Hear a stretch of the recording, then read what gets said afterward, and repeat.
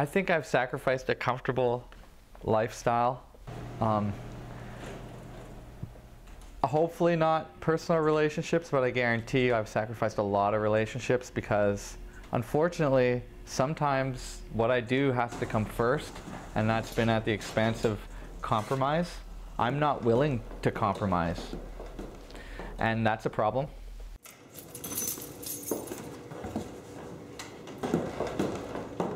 I decided I want to be a painter, and which is a curse.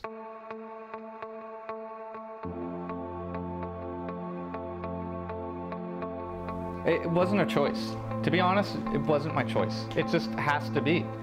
And it's not, I can do anything, and it's funny because I'm good at lots of stuff, and it's like, wow, you could be a lawyer, you could do this, and it chose me.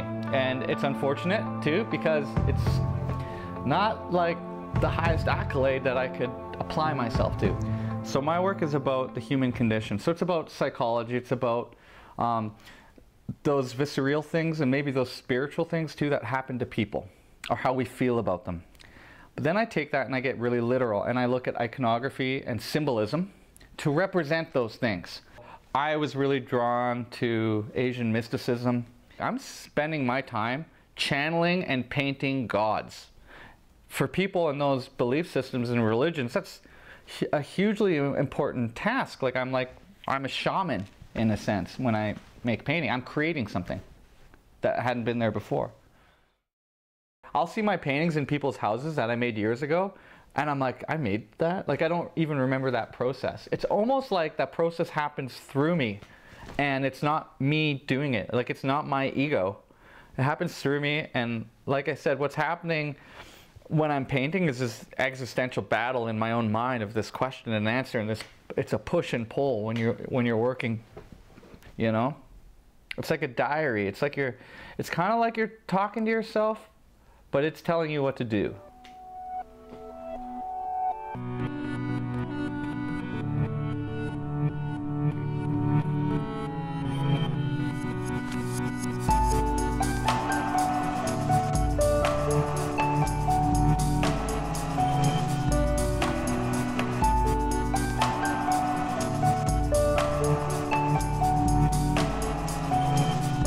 When I'm doing the thing I'm supposed to do, when it's right, everything in my life falls into place.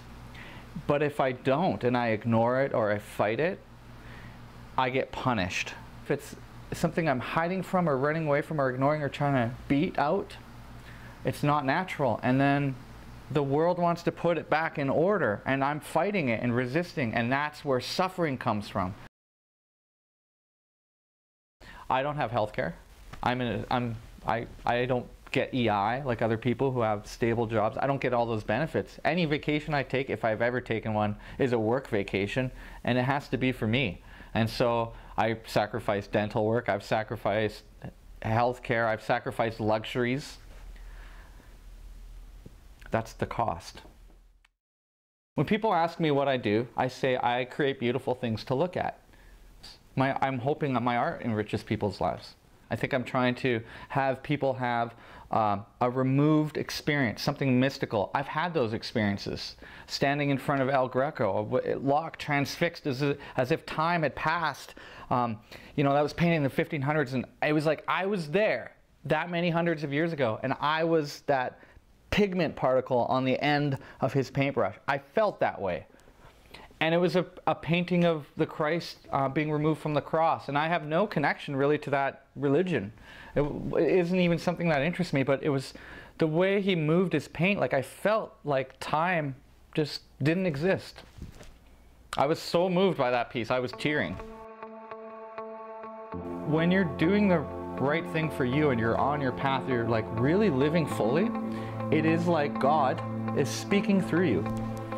I'm fulfilled by doing this. That's why tomorrow I could not wake up and I'm fine. But someone who didn't follow their dreams, that might be the hell realm for that. I should have done this. I should have did what I wanted. I mean, I constantly make a new bucket list all the time. It's good. You know? It gets you to where you need to go.